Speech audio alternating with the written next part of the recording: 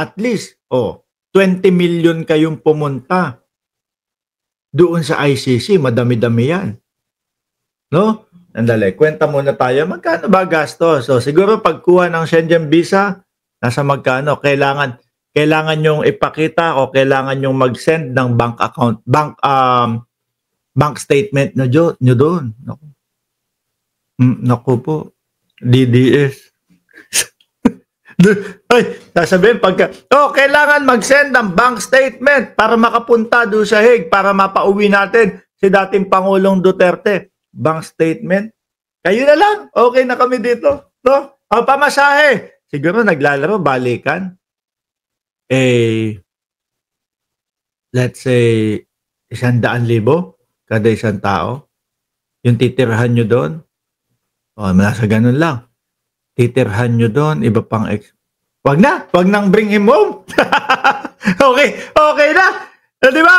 Wag nang bring him home, okay na. Diyan na lang siya. Mahirap ata, Robin Padilla. Hindi, nandiyan naman si Senator Amy Marcos. No, siya ang kakatawan sa atin.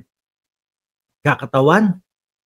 Hindi nga pinapasok yung katawan ni Amy Marcos doon sa loob ng ICC. Tapos kakatawan? Hindi, may lawyer naman tayo, si Koopman, magaling naman. Magaling, no? Kung ano-ano ang inuuna. Una, pinapatanggal yung mga judge. Sumunod, yung mga ano naman, gustong ipadala sa ibang bansa si Duterte. Samantalang ang sabi nila hindi na magkukumit ulit.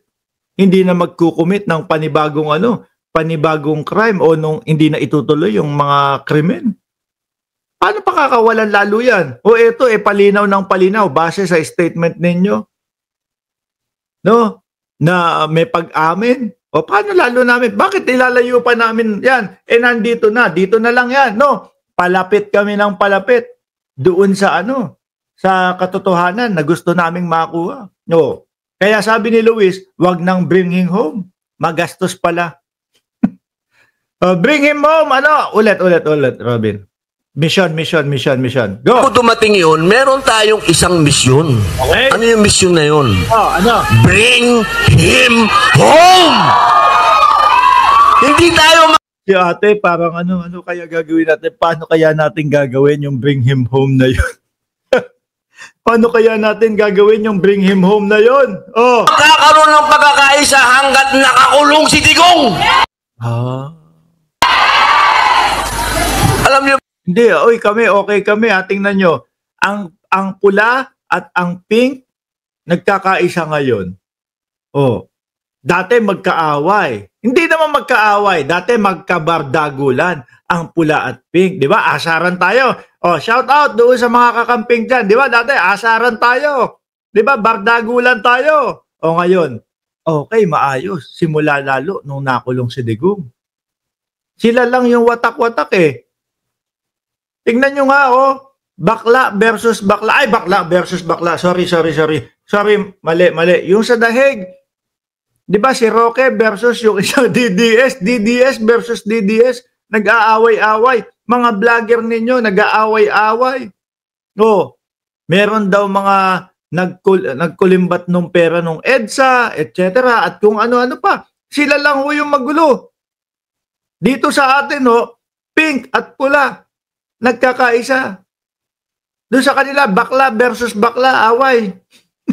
Okay. Game, tuloy! balak na nila akong sunugin sa Pilipinas. Amuyin ka namin, Robin Padilla, kung talaga Duterte ang amuyin mo. Nakakahiya mga bossing. Hindi kasi pinag-iisipan ni Robin Padilla yung mga sinasabi. No? Sunugin nyo ako, Duterte pa din ang maaamoy nyo sa akin or whatever. Biruin mo, kung ako magsasalita nun, sunugin nyo ako. Marcos ang maaamoy nyo sa akin. Sasabihin ng tatay ko, uy, anak, kami ang nagpalaki sa iyo, kami ang nagano sa iyo, no? Alam namin idol mo si Bongbong Marcos, no? Sinusuportahan mo si Bongbong Marcos. Pero sunugin ka ng ibang tao, Ramos ka, anak ka namin, no? Hindi kaya nahiya. Nakakahiya doon sa tatay ni Robin. Ang bihirang mga tao yun, no? Nagkaroon po sila ng movement kahapon, 11:00 ng tanghali, susunugin daw ako. Eh sabi mo, sunugin ka. Di ba? Sabi mo, sunugin ka. O ngayon, nagre-reklamo ka. Siya nagsabi na kung sunugin siya, amoy Duterte. O, di ba? Hindi, pero binoy naman, sineryoso mo yung movement na yon. Pinagkakatuwaan ka lang niyang mga yan. No, kinikengkoy ka lang niyang mga yan. Kasi pangkengkoyan ka naman kasi. Oh, di alam yung sarkasm. Oo, totoo, di ba dyan? Oh, sabi, umaangal. Pakinggan natin. Ang movement kahapon, alas 11 ng tanghali, susunugin daw ako. Aba, pag sinulog niyo ako, mabango ako, amoy digong ako eh. Nakakahiya naman doon sa tatay nito. So, ako ho, kahit yung si Bongbong Marcos, kahit po, kumbaga, humahanga tayo, no, mga kababayan, sinusuportahan ho natin, ipagmamalaki ko pa din po, buong pagmamalaki po, amoy Ramos ako, amoy ako ng tatay ko. O, di ba? Alam nyo, yung mga taong Umahabol si Chi, ayaw, ano. Oh. Sabi ni Chi, umahabol ayaw pumayag ni Chi no? Kasi daw, sabi ni Robin Padilla, amoy digong daw siya, mabango siya.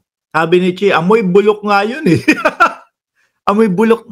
Sa bagay, kapag ka tumatanda, ay iba na amoy nga nun, no? Totoo. Oh. saka ng mga yabang na yan, puro salita lang. Ang mga taong katulad ng mga OFW, yan ang gawa. Oh.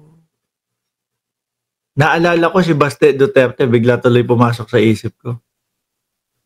Yung mga, ulitin natin, bago ko ituloy yung kay Baste.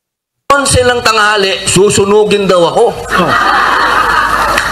Aba, pag sinulog nyo ako, mabango ako, amoy digong ako eh.